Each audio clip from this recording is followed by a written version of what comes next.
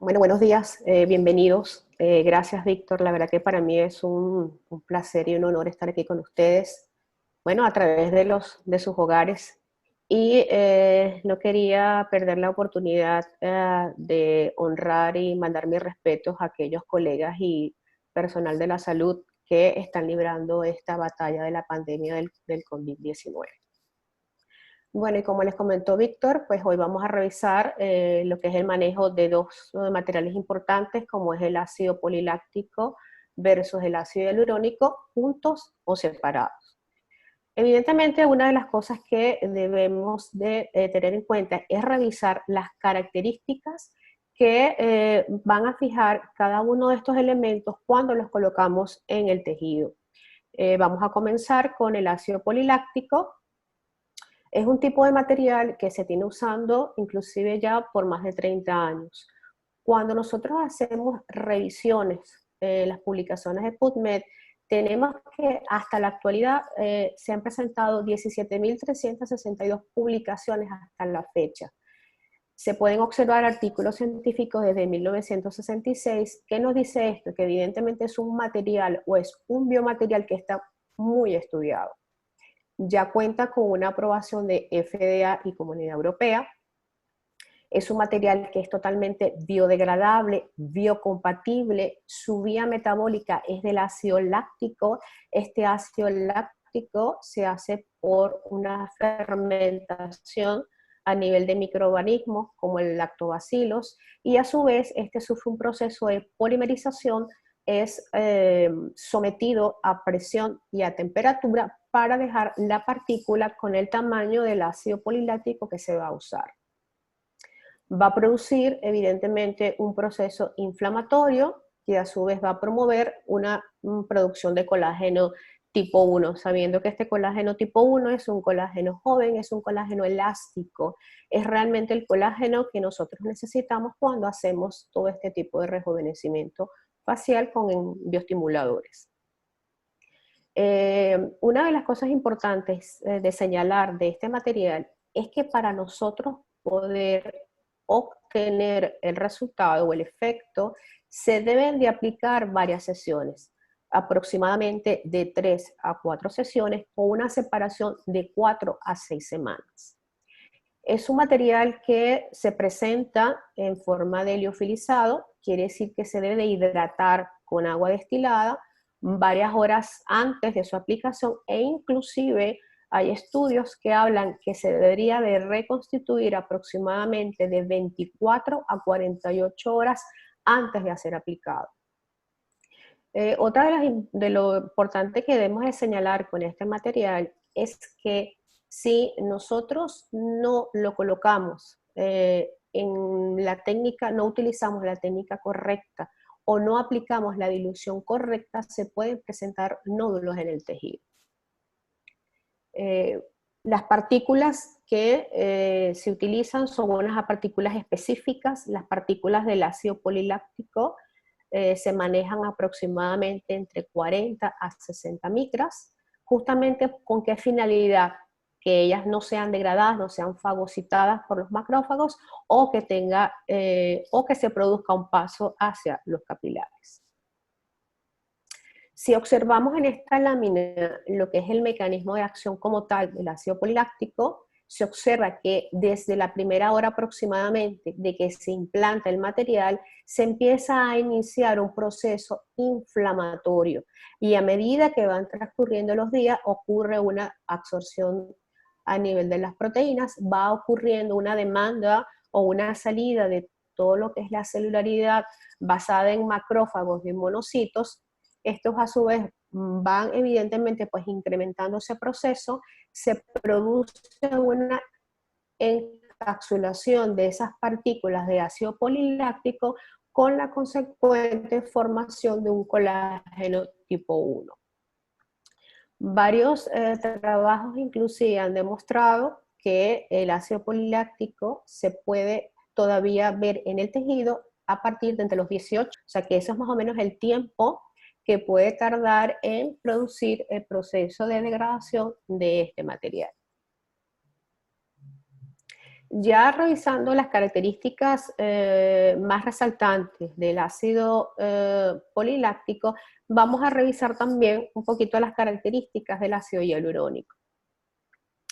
Revisando también la literatura a nivel de PubMed, cuando colocamos simplemente la palabra del ácido hialurónico, tenemos más de 28.560 artículos publicados hasta la fecha, donde se comienza a hablar de este material a partir de 1992.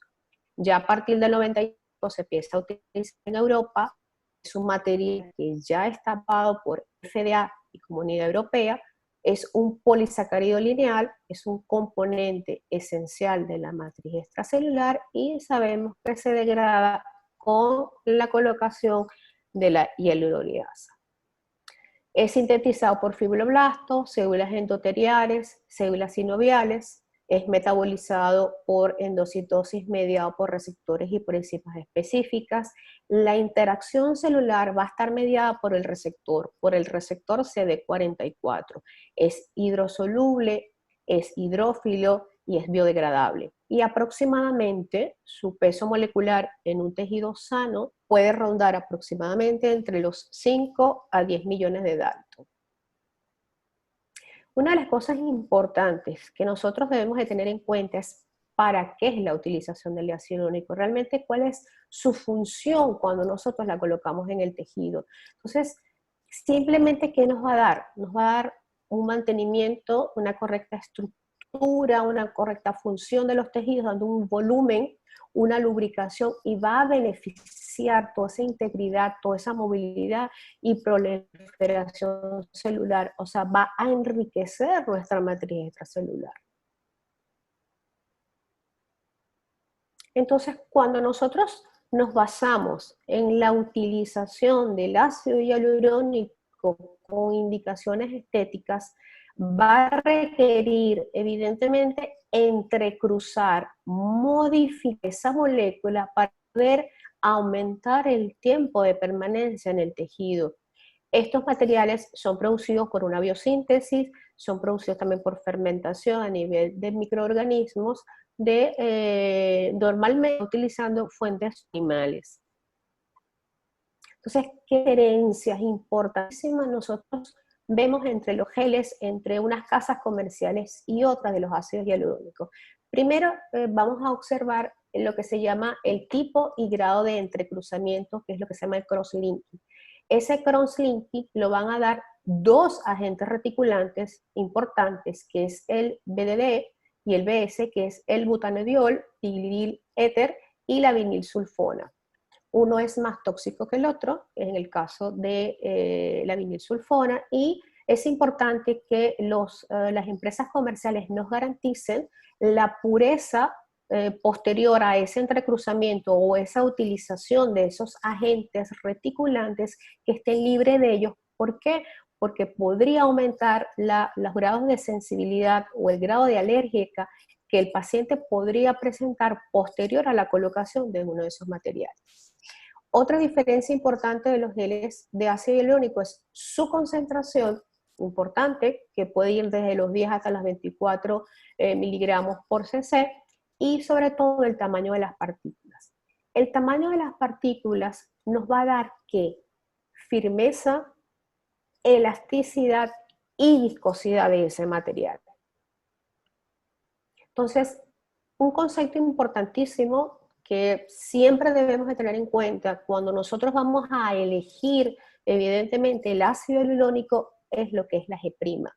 ¿Y la G', qué es? Pues simplemente es la firmeza de un material, del gel o el material que tiene. Entonces, ¿de qué nos sirve a nosotros? Que nosotros podemos anteceder lo que se llama el performance o el comportamiento que ese hialurónico va a tener de acuerdo al nivel del tejido que nosotros lo vamos a colocar. Entonces, por ejemplo, si nosotros tenemos una G' alta, que tenemos aquí la imagen de una gelatina, ¿qué nos da? Pues evidentemente la gelatina cuesta que se deforme, vuelve normalmente a su estado original. Quiere decir que cuando nosotros utilizamos G' altas, nos van a dar un efecto de lifting mayor y un efecto de volumen mayor, y va a arrastrar poca agua. Cuando nosotros utilizamos, por ejemplo, G' bajas, como es el caso que tenemos aquí, como si fuera miel, va a ser un producto que va a ser fácilmente que se disperse, fácilmente moldeable y va a tener una gran capacidad de atrapar moléculas de agua. Entonces, la elección de una G' baja, de una G' media o una de G' alta va a depender de lo que ustedes quieren lograr en el tejido con ese tipo de material. Entonces, es fundamental la escogencia de cuál es la G' que ustedes van a utilizar. Siempre me preguntan, o muchos de ustedes me preguntan, doctora, pero ¿cómo sabemos cuál es la G'? Porque a veces la mayoría de los casas fabricantes no nos dice. Entonces hay una forma de saberlo. Como a mayor G', el grado de destrucción o de fuerza que debemos aplicar es mayor porque las partículas son más grandes, ustedes van a ver que como las cajas vienen con sus agujas incorporadas a la caja, cuando ustedes vean, por ejemplo, agujas de un calibre de 25, estamos hablando de G' altas. Cuando veamos agujas con, con unos calibres de 27 o un calibre de 30, podemos observar que más bien son G' bajas. Eso es una manera que nosotros tenemos para saber pues el manejo de las G' dependiendo del producto o del laboratorio en el cual ustedes vayan a trabajar.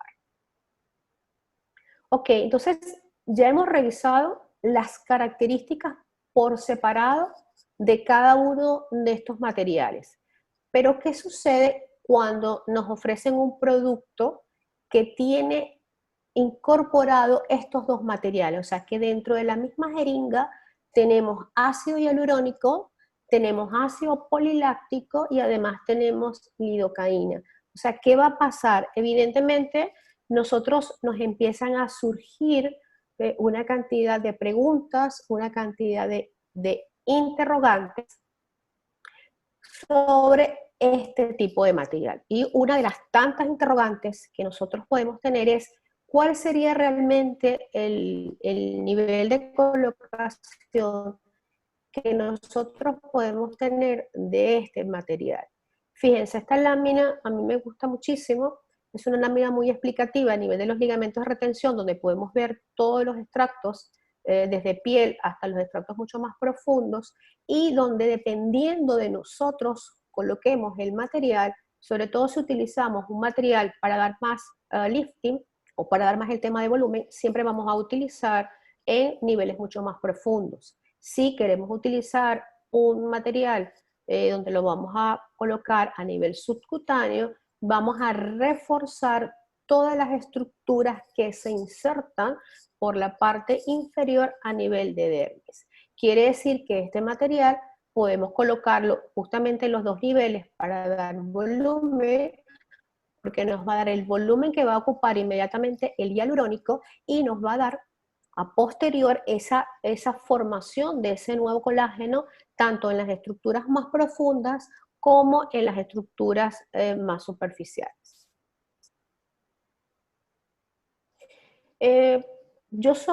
Muchos de ustedes saben que yo soy muy enamorada de trabajar a nivel subcutáneo o subdérmico. ¿Por qué?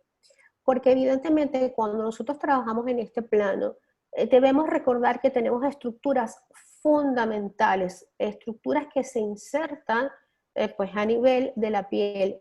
Una de ellas, evidentemente, es el SMASH. Vemos que los septos fibrosos atraviesan esa grasa superficial y se van a insertar por la parte posterior. Quiere decir que podemos reforzar a nivel subcutáneo con este tipo de bioestimuladores, podemos reforzar esta estructura, como también podemos reforzar todos los ligamentos de retención a nivel de la cutis reticulares, que es la parte de inserción a nivel dérmico. Y por supuesto, la migración que podemos tener de los fibroblastos para la producción de colágeno. Entonces, si vamos a ver, es un extracto rico, es un extracto interesante de dejar. Así que hemos estado viendo mucho pues, el manejo de lo que es la parte volumétrica, lo que es el manejo profundo de colocación de materiales para dar un volumen y una recuperación volumétrica. Pero no se les olvide trabajar esta zona. Como les digo, es una zona muy satisfactoria para manejar en los pacientes. Fíjense que si ustedes se ponen a pensar, y les hago la pregunta, básicamente este es un nivel de trabajo que se puede realizar en todo el rostro sin ningún problema. Es una zona que podemos trabajarlas perfectamente bien haciendo cánulas, trabajando con las cánulas, haciendo vectorizaciones, haciendo tracciones, y donde vamos a reforzar todo lo que es el plano subcutáneo. Quise traerles a colación este trabajo del doctor Cotofana, justamente de ácido poliláctico. Él utilizó una población de aproximadamente 30 pacientes, donde le aplicó una técnica que es lo que se llama la L invertida. Ahí la pueden ver dibujada en la diapositiva, donde él hace justamente vectorizaciones con ácido poliláctico, siguiendo las líneas del SMASH, para reforzar toda esa laxitud que se presenta a nivel de la deflación o del envejecimiento cutáneo. Es un estudio muy hermoso, la verdad que aquí tengo toda la referencia para que ustedes lo puedan revisar, y quise traerles justamente un párrafo que me gustó muchísimo, donde él dice que la piel y el tejido subcutáneo de las regiones preauriculares y malar son cruciales en el envejecimiento y la laxitud facial. Los estimuladores de colágeno, en este caso, como les comento, trabaja con ácido poláctico, actualmente nos va a ir un enfoque preventivo menos invasivo en esta área. Entonces, ya pasamos la interrogante de cuál es el plano de acción que podemos colocarlo, pero nos siguen apareciendo cada vez mucho más interrogantes. ¿Cómo será su disponibilidad en el tejido? ¿Se podrán presentar reacciones adversas? ¿Se logrará realmente un volumen inicial y ese volumen se podrá mantener en el tiempo? ¿Habrá competencia entre un material u otro? ¿Realmente podemos sumar los efectos de ambos materiales? Entonces, bueno, todas estas interrogantes me hizo pues tomar la decisión de realizar un trabajo científico donde el objetivo fundamental de este trabajo era poder comparar la eficacia, la duración y los efectos adversos en la colocación de un material con una mezcla de ácido hialurónico, ácido poliláctico y lidocaína en un lado del surco nasogeniano versus la colocación solamente del ácido hialurónico en surcos nasogenianos. Entonces, ¿cuáles fueron los materiales y métodos que yo utilicé para este trabajo? Bueno, utilicé una población de 13 pacientes, donde la edad promedio era aproximadamente de los 55,6 años, donde el 15%, el 15,38 era hombres, el 84,61% era mujeres. Los criterios de exclusión de este trabajo fueron pacientes no fumadores ni con ningún tipo de antecedente de colocación de ningún relleno en surcos nasogenianos. Por supuesto, realizamos una buena historia clínica, un consentimiento informado, el consentimiento informado también para la utilización de las fotografías. Se realizaron fotografías antes del tratamiento, a los 45 días y a los 90 días. Y utilizamos las escalas de mejoría clínica y la escala de conformidad o de satisfacción por parte del paciente. Dentro de los materiales y métodos se realizaron mediciones con eco, con un transductor lineal de 7.5 GHz, que es un equipo MacBook, son 3200, que justamente es especial y nos va a permitir valorar mejor las estructuras de la piel en cada lado del surco antes y después del tratamiento. Se utilizó una jeringa, evidentemente, de ácido hialurónico, de una G' de 20 miligramos por cc, con una G' media. de ácido poliláctico de 20 miligramos por cc y 3 miligramos de lidocaína. Esta es una jeringa que ya viene preparada, lista para colocar. No tenemos que realizar ninguna preparación artesanal. Y también utilizamos aparte otra jeringa solamente con ácido hialurónico de una G' media. ¿Cómo fue la metodología que se realizó? Bueno, utilizamos una técnica retrógrada en plano subdérmico, fuimos depositando en la parte superior del surco nasogeniano derecho 0.4 cc de esta mezcla de poliláctico con ácido hialurónico, y en el surco nasogeniano izquierdo, en la parte superior también, en forma retrógrada con una G' media, 0.4 cc solamente de ácido hialurónico. Fíjense, ¿por qué la utilización del ultrasonido? Primero, el ultrasonido nos va a dar, podemos medir de una forma cuantitativa ese espesor dérmico, podemos constatar que el paciente no tuviera ningún material previo. Y esto, jóvenes, es importante cuando nosotros hacemos este tipo de estudios. De hecho, nos pasó con una paciente que nos negó la aplicación previa de materiales, y cuando la ecografista le realizó el eco, pudimos constatar que la paciente tenía biopolímeros de hace unos años en la zona. Por supuesto, tuvimos que excluir al paciente del estudio. También podemos evaluar el comportamiento del material en el tiempo. Podemos también constatar procesos inflamatorios, procesos infecciosos, nódulos, induraciones que este material pudiera presentar. Y otra de las cosas importantes que debemos de tomar en cuenta es que podemos evitar y manejar eventos vasculares. En el caso podemos hacer un mapeo vascular y podemos ver realmente dónde está el vaso, en el lado, dependiendo de la zona donde se vaya a colocar, y podemos evitar justamente porque podemos hacer una inyección guiada o un mapeo vascular.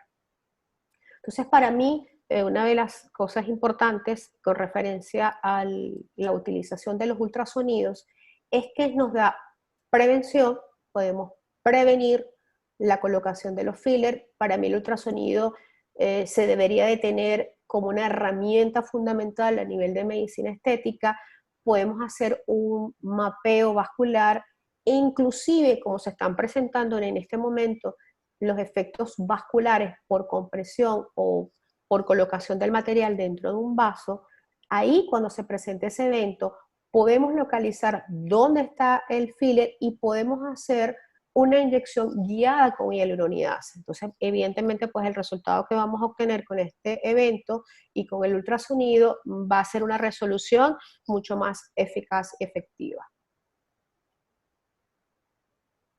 Ok, les voy a ir pasando las láminas o las imágenes de algunos de los pacientes con la realización del eco, antes de la colocación del producto, a los 45 días y a los 90 días. Nosotros tomamos el diferencial, o se tomó el diferencial de cuál era el espesor que aumentaba la dermis desde antes de la colocación y pasados los 90 días. Entonces tenemos en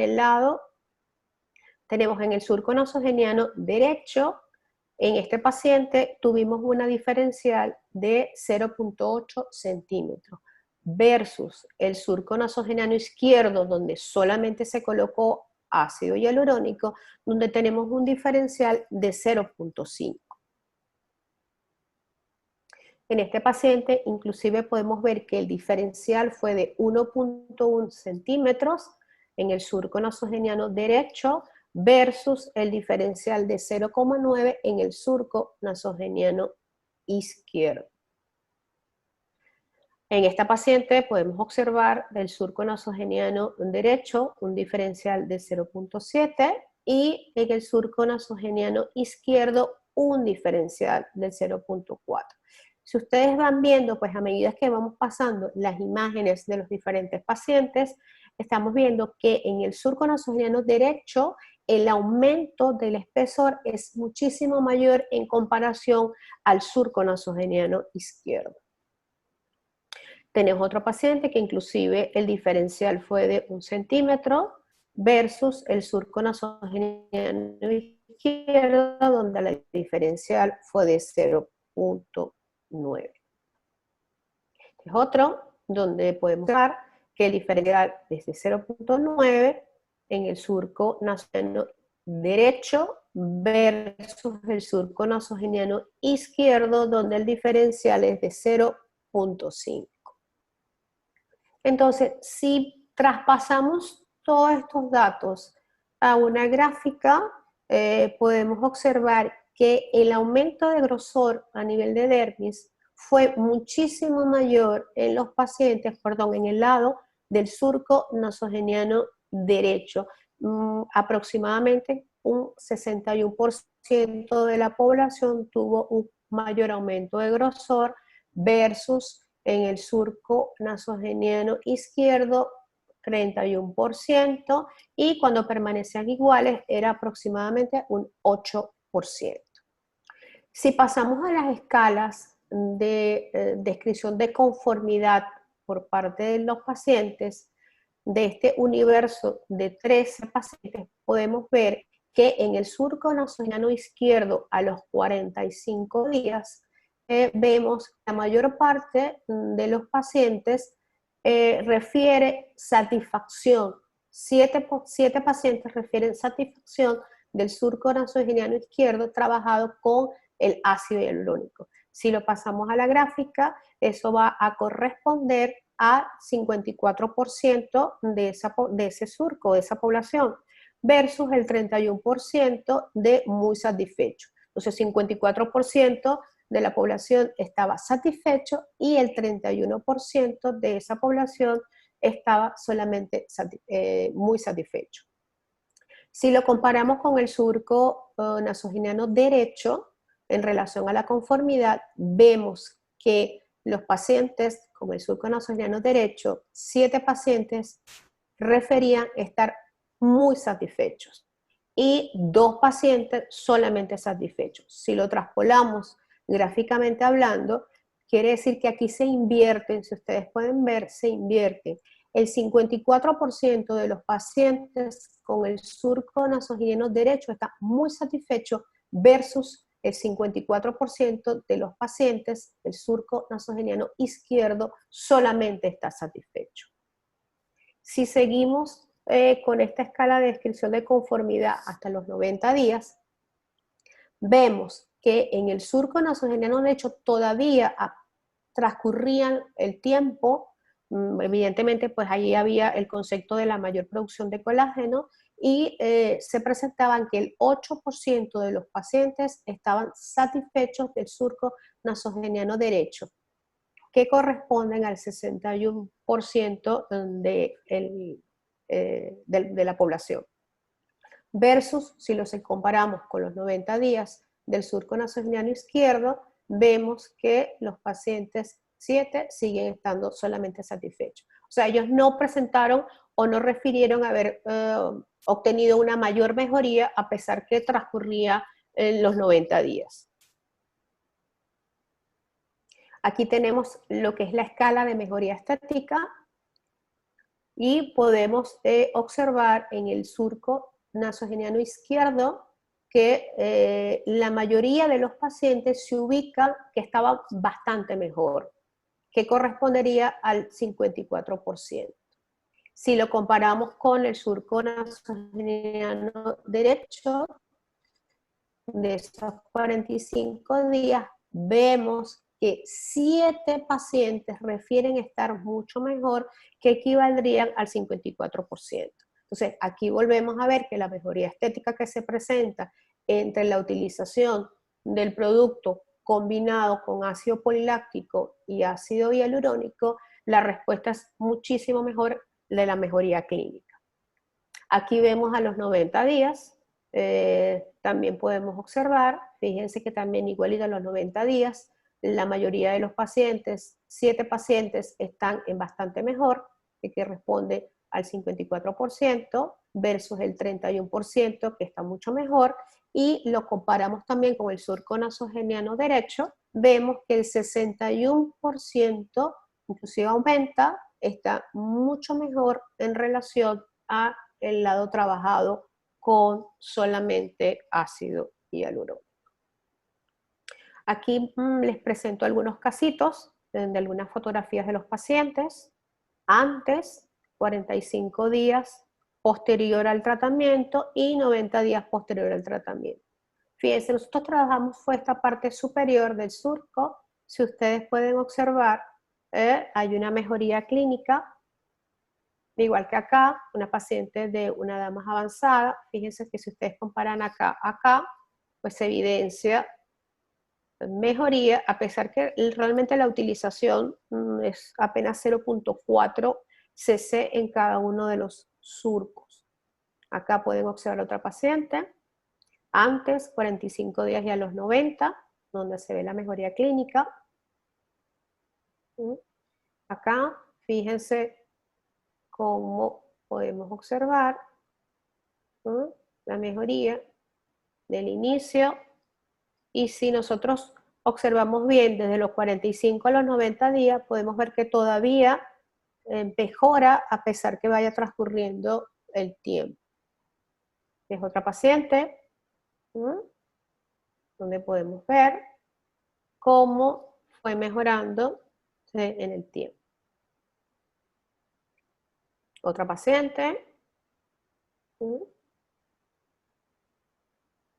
La verdad que el grado de satisfacción que siempre referían, o la mayoría de los pacientes refería, siempre tenía que haber relación con el surco nasogeniano derecho.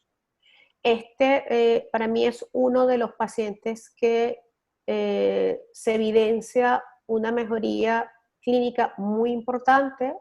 Si uno hace el grado de clasificación del surco nasogeniano, pues evidentemente ve que este es un surco nasogeniano con una redundancia y una depresión bastante acentuada.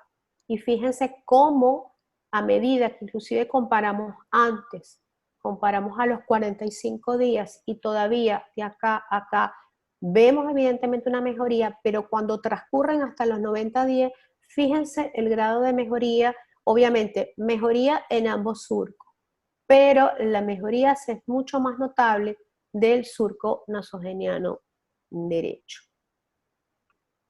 Entonces, ¿qué podemos concluir con este estudio? Podemos concluir que la utilización de la combinación del ácido hialurónico con el ácido poliláctico resultó ser mucho más eficaz en más del 60% de los pacientes estudiados con ultrasonido hasta los 90 días en comparación solamente con la utilización del ácido hialurónico. La biocompatibilidad de ambos productos juntos resultó ser muy buena, ya que no se presentaron efectos adversos para los pacientes en estudio. O sea, eso nos permitió, el eco pues evidentemente pues también nos permitió, aparte de la parte clínica que nosotros observamos en los pacientes, que ninguno refirió ni hematomas, ni infecciones, ni induración, ni nódulos, pudimos constatar a través del eco que no se veía ningún proceso con la colocación de estos dos materiales. Se demostró también esa mejoría clínica, como les estaba comentando con anterioridad, que todavía posterior a los 45 días los pacientes seguían mejorando. Se evidencia también un aumento de volumen desde el inicio de colocación del ácido hialurónico más el ácido poliláctico, porque esta es una de las cosas que yo les dije al principio, como el ácido poliláctico es liofilizado, que uno tiene que hidratarlo y uno tiene que reconstituirlo. Cuando uno lo coloca a medida que pasan los días, una de las cosas que refieren los pacientes es esa pérdida de volumen inicial que tienen ese ácido poliláctico liofilizado. Entonces el paciente tiene que ir esperando varias sesiones para obtener el resultado. Entonces el paciente pues evidentemente pues refiere un grado de insatisfacción porque no ve el resultado de una vez. Entonces a nosotros tener un producto que ya tiene ácido hialurónico, podemos ver la mejoría del volumen desde el momento que nosotros realizamos la colocación. se constató pues la voluntad de los pacientes de repetir el tratamiento con la mezcla de ambos productos, o sea, tuvieron un gran grado de satisfacción y este trabajo no queda ahí, jóvenes. Este es un trabajo que yo lo quiero pasar a una segunda fase. Yo quiero seguir evaluando en el tiempo, por lo menos hasta el año, si Dios me lo permite, de ver cómo se comportan a los 6 meses y hasta el año este producto en el tiempo. Quiero hacerlo porque evidentemente debemos de manejarnos con evidencia científica, nos debemos de manejar con estudios clínicos para realmente nosotros tener o constatar que todos los materiales que nosotros utilicemos sean materiales que realmente no vayan a presentar ningún inconveniente en el tiempo. Siempre se les comento a ustedes, no es el hecho de colocar un material para colocarlo, es saber su comportamiento en el tiempo y eso es fundamental, por eso es que tenemos que conocer todos los materiales de arriba a abajo. Yo siempre les digo que es como una cortesía, pues la cortesía de conocer el producto, la cortesía de saber qué pasa en el tiempo y sobre todo del respeto que le debemos a nuestros pacientes de que ese producto que estamos trabajando o que comenzamos a trabajar no le va a producir ningún inconveniente en el tiempo. Entonces ya finalizando, jóvenes, cuando soplan vientos de cambio, algunos buscan refugio y otros construyen molinos de viento. Agradecida, yo me siento extremadamente feliz de poder compartir, como se los dije desde el principio. Me falta, como le estaba comentando a Víctor hace rato, me falta poder abrazarlos, poder tener ese contacto más humano con ustedes, escuchar sus risas, escuchar sus chistes en los cursos, o como digo yo, ese resoplado en el cuello cuando están al lado de uno, pero bueno, por lo menos aquí se les quiere y se les tiene siempre presente. Agradecida, Víctor, tú no sabes lo agradecida que estoy de poder compartir con todos los alumnos y que puedas haber tenido esa iniciativa de tener un granito de arena y el famoso hashtag de quédate en tu casa, pero en formación con FUSEMI. Gracias.